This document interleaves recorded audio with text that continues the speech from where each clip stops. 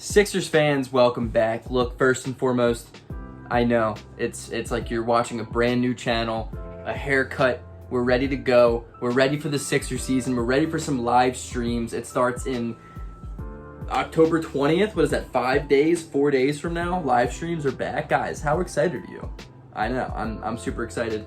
Like the video, subscribe to the channel, join the family, do all that, hit the intro.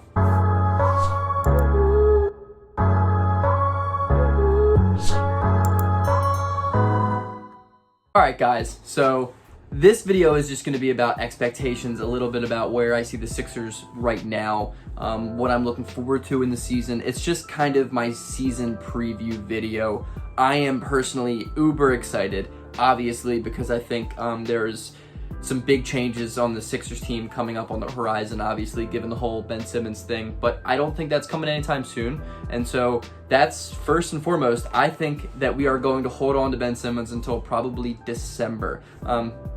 Early December is when a lot of the guys who are on other teams can officially get traded after signing their contracts over the summer, and I think that is what you're going to see a lot in I think that's what you're going to see Philadelphia wait for. I think Ben Simmons is going to up his value, and I think we're going to get a better deal than a lot of teams and a lot of the casual fans right now think. So that's expectation number one. Number two, I think Tyrese Maxey is going to improve. I think he's going to have a good year, but my thing on him is I don't think he's going to be a borderline all-star. I don't think he's going to be this extremely great player.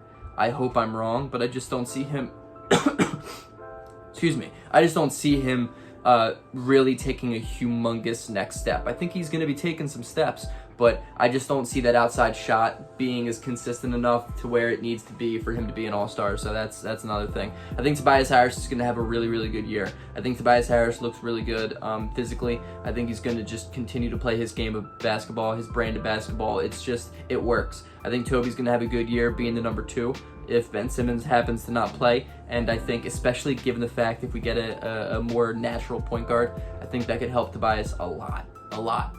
I think most importantly, my big prediction of this season is that Joel Embiid is going to win the MVP. I think Embiid's going to win MVP because of the lack of Ben Simmons. I think we know how good Embiid is with Simmons on the court. He's a 29-10 guy, and that got him to finish second last year in the MVP. But I think if you give us a more of a traditional point guard, just more shooting, we saw what it did in the preseason, guys. I genuinely believe Embiid has come back even more well-conditioned this year. I was listening to Matisse Thybulle say how Embiid has taken it a next step further when he was on JJ Redick's podcast last week. I believe that Embiid is extremely serious about bringing a championship home to this city, and I think that means he's going to be the team for this year. I think he's going to be load managed, obviously, but I think he's going to play enough games and make a big enough impact for him to win his MVP. And I think, dude, I can't wait. I can't wait to watch that man just put up 50 against the Bulls again on ESPN. I love that guy. Love that guy to death. I hope nothing but the best for him. What else we got? I think Isaiah Joe is going to get 10 to 14 minutes a game this year, which is just a long time coming. I think Isaiah Joe has made an unbelievable improvement physically. I think his body is way better. I think he's just a bigger guy. He's a stronger guy. His ball handles are much tighter. He has a much, much tighter dribble. He's becoming more of a combo guard than just a spot-up guy who is inconsistent from 3. He shot like 60-something% from 3 in preseason on like really, really high volume. And if you guys know my channel, you know my like absolute love for Isaiah Joe. I mean, I have always been here for that dude. I've always been just begging Doc Rivers to give that guy playing minutes, especially over Korkmaz. But you know, Korkmaz had a good preseason too. That's another thing. Korkmaz had a good preseason. I think he's going to come out. I think he might be a little bit more aggressive this year, but Isaiah Joe in particular, I think can seriously make an impact on this second unit.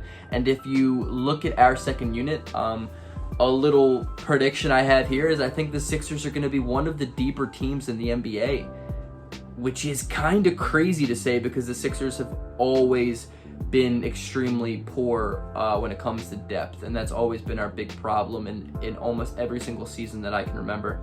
But I really do think this year is going to change. I think guys like, Maxey or Milton, either one off the bench and the other one starting. I would prefer Tyrese Maxey to start because I think he's more of a playmaker. He's not really a playmaker, but I think he's more so than Shake. Shake is more of a Lou Williams type of bucket getter, I think. But say second unit is going to be like Tyrese Maxey. You know, you have Matisse Thybulle, Furkan Korkmaz, George Niang, who I am a huge fan of. That man is absolute splash city from three. And Andre Drummond, who looks awesome in this preseason. He looks like a guy who has just been really excited to prove his worth on a one-year deal on a contending team. And I'm a big fan of that move on Drummond's part and the Sixers' part. And now we have Isaiah Joe. I mean, that's 11 guys deep on a team. That's pretty impressive, you know.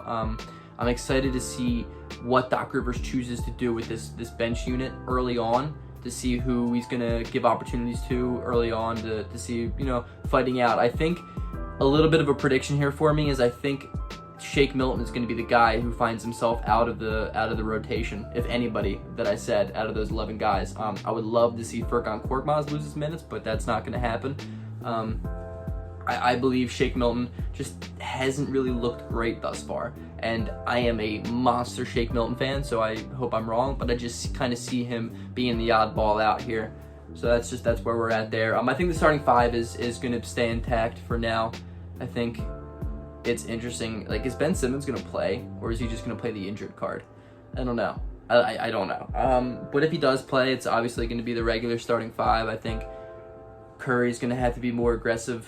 I think he's going to have to be more playoff Curry than he was in the regular season last year. He had a great playoff run when Ben Simmons decided to just hide, which leads me to this conversation. And I don't know if you guys saw the whole Ben Simmons report that just came out, which is like absolutely hilarious. Apparently the guy is just fake having COVID. He's just faking. He tried not to play Game 7 against the Atlanta Hawks last year in the playoffs, and he tried to like fake the fact that he came into contact like with a masseuse for the Sixers that came back positive, and all the players were like, "No, I'm pretty sure that Ben Simmons never saw her," which is mind-boggling to me. I mean, every new story upon this Simmons saga has been more ridiculous than the last. Like, it's not even surprising anymore, just the stuff that's coming out. So I can't wait for one to get him out of this city. It's gonna happen. It's gotta happen, right? Like, it's got to happen at some point this year. I mean, I know he's got 4 years left on his deal, and like, we don't really have any rush, but like, the guy doesn't work in Philly.